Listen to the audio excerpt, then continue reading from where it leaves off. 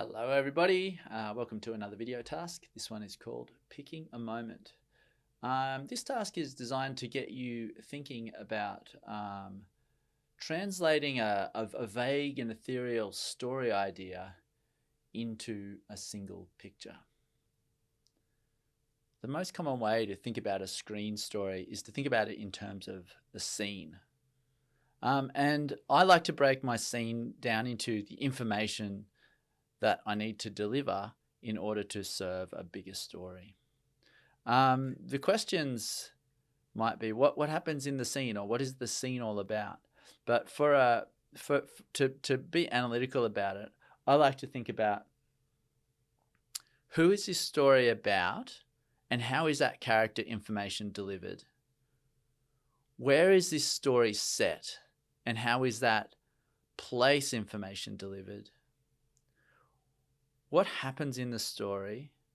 What are the plot points in the story? And is there a turn in the scene? And sometimes it's useful to ask yourself, why is this moment important? Or why is this particular scene necessary to show to the audience? This last one is particularly useful if you've got an everyday sort of quotidian slice of life moment in the life of your character.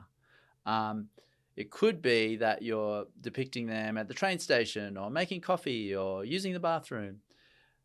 But usually we've chosen to pick a particular moment as an important moment of epiphany or change or development or some kind. So why is this particular day, why is this particular moment the right moment to show the audience our story? A scene can be broken down into many different moments, and a skilled screen storyteller will have a sense of what moments are necessary to pass the information across to the audience to have the desired effect. That information might be spatial information or associations between elements in the story, like environment elements and a character element. It might be creating associations between plot points or objects that help the audience construct the world and its logic inside their mind. Now, sometimes it can be hard to work out exactly what information needs to go into a piece of concept art and what the right moment is to pick. So this exercise is designed to just help you think through all of the possible moments by drawing a little comic, so to speak. So your task is to break your scene down into moments and draw the moments, all the moments. There is a catch though. So that you don't get too lost in the craft of drawing, I need you to get a timer and set a 2-minute timer for each drawing.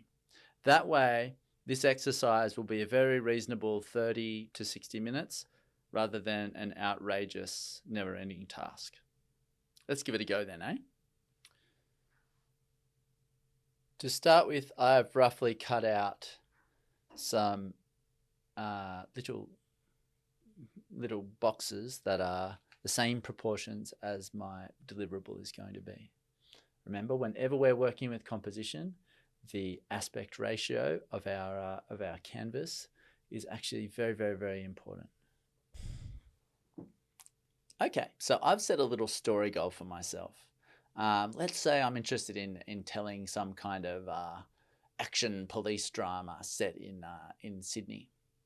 So let's answer the who question. I'm imagining a character, let's say a washed up, weather beaten policeman aged 50 or so, who works for the bombs unit of the New South Wales Police Force, and he's having a very quiet, boring, sad day at his precinct, which is the Newtown Police Station, right next to the Courthouse Hotel. Anyway, he gets a phone call. Somebody in some robotic voice tells him that there is a bomb outside Newtown train station in a suitcase. So, and then the phone hangs up. He throws the phone down. He jumps up. He runs out of the building. He sprints down the street, and he just arrives at the western side of King Street. And he looks across the street, and there's traffic flying everywhere. And he sees the suitcase, and he starts running to it. But before he can cross the road, he sees this little old lady, and she's one hand she's holding the hand of her gorgeous little grandchild, and they're both looking down at the suitcase, and the old lady's other hand is reaching down to pick up this abandoned suitcase. That's the moment. That's the tension. Now, my story goal is to get the audience to feel what that character feels as he looks across the street and sees disaster about to happen. There's actually a lot of information in there. I just told it to you verbally, but the challenge is, how do we break that complicated scene down into moments or story beats? The fastest way to do it is to just set a 2-minute timer and get going. So let's have a go.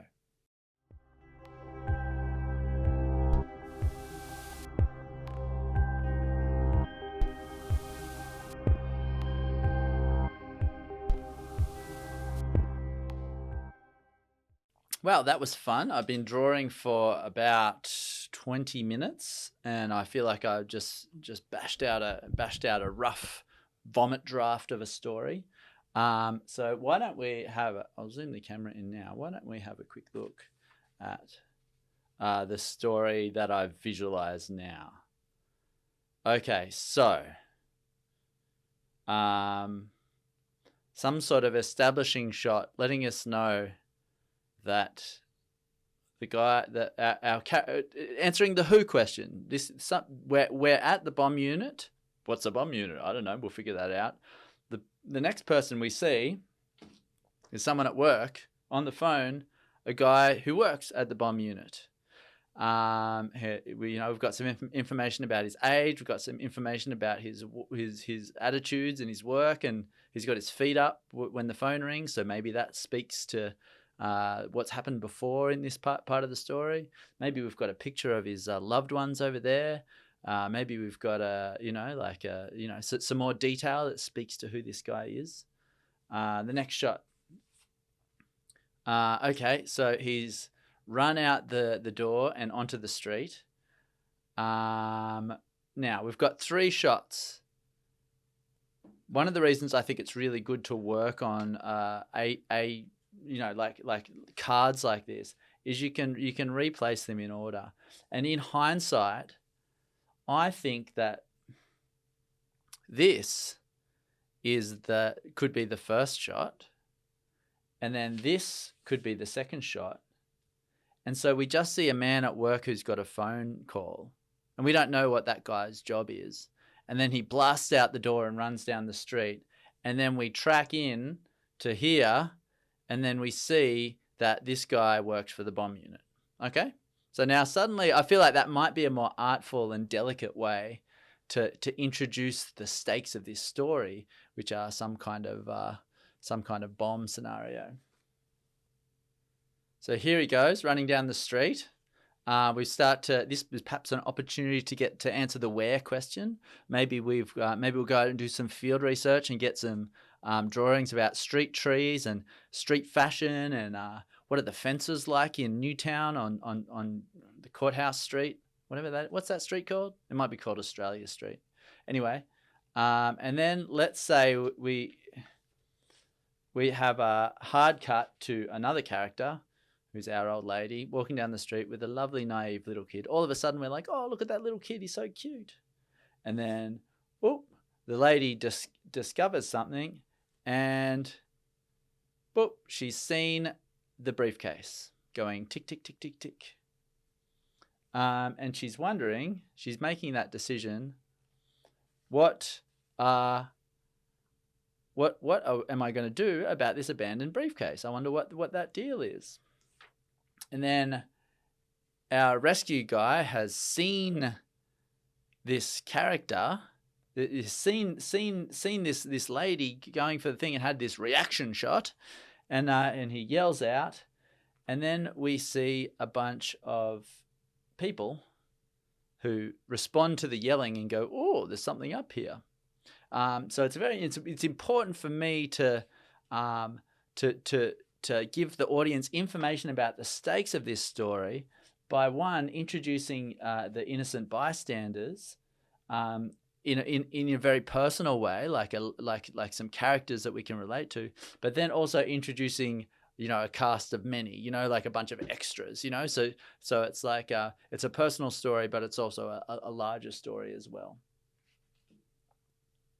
So now what we've got is we've basically made a little storyboard or a little comic, and so the important thing is to go, okay, this is the very first dirty version of my story, and I think there are huge problems with this story. For example, there's no image with our two main characters in the same image. There's not enough world. There's not enough down in this section here. There's not enough spatial information showing where the people are, in relation to each other and to this important object, which is a suitcase. So all of these things are now problems that we can go and solve, and I'll go on to that in our next video called thick pictures. But this is really a great way to visualize all the information you might need to include in a scene, and then later we can combine as much of it into a single image as possible. Now, some of you might be thinking, hang on, I haven't worked out what my story is yet. I don't know what story I'm telling. How can I draw a scene when I don't know what happens in it? And this happens all the time. A lot of people take a long time to arrive at a story that they like. I think maybe you should do this exercise anyway, because one of the ways we can clarify our ideas is to get started. Just start telling a story, any story, and work with what we've got on the table. So if you're not sure which of your many ideas you're going to choose, or if you don't feel like you don't have an idea, then this might be the best way to clarify and work through that problem.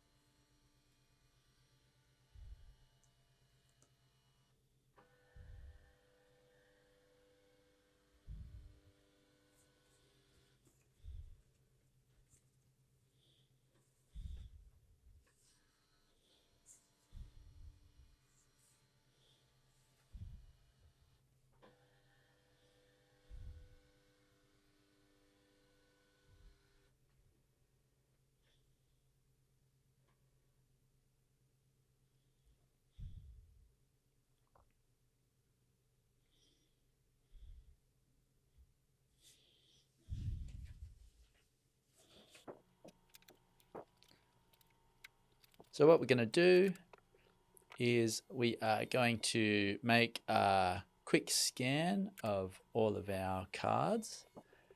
I'm just going to do the ultra simple color correction to make everything either black or white using the threshold tool. I'm going to put my, what's it called? I'm going to put my black lines on a separate layer, and then I'm just going to organize them into a grid. And then all of a sudden we've got a story out on the table that doesn't feel like it was that hard won, really. It didn't take us days. It just took us an hour. So the question to think of here is, what's missing from this story? What information haven't I included? And how might I include this? How might I include as much information from this drawing into a single image? Okay, just to finish off this assignment, let's have a little play around with color. Here's my Instagram account where I keep a huge amount of color references saved. And I just picked one which is by this artist called Araks, A-R-A-K-S. And I'm just going to use that as a starting point, not for any finished work or anything like that, but just as a way to throw some color into our process. I do recommend you do some kind of color research before you even touch digital color. You need something that works already, that is together to before you start working with color. So let's find the artwork. Here's the artwork. So I'm going to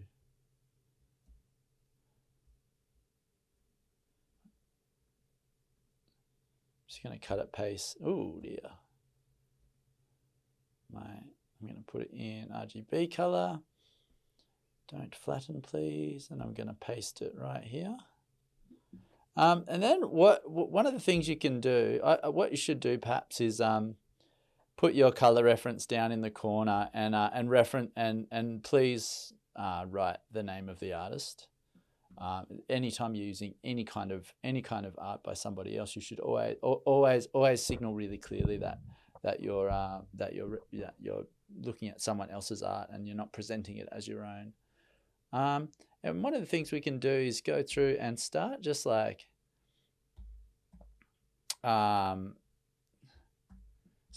of like throwing some color underneath our line work. So I'll mark my layers, line work. I'll mark this one, color, and you can use this eyedropper tool by pushing I and just clicking on the color. And I might start by just making some of my squares yellow.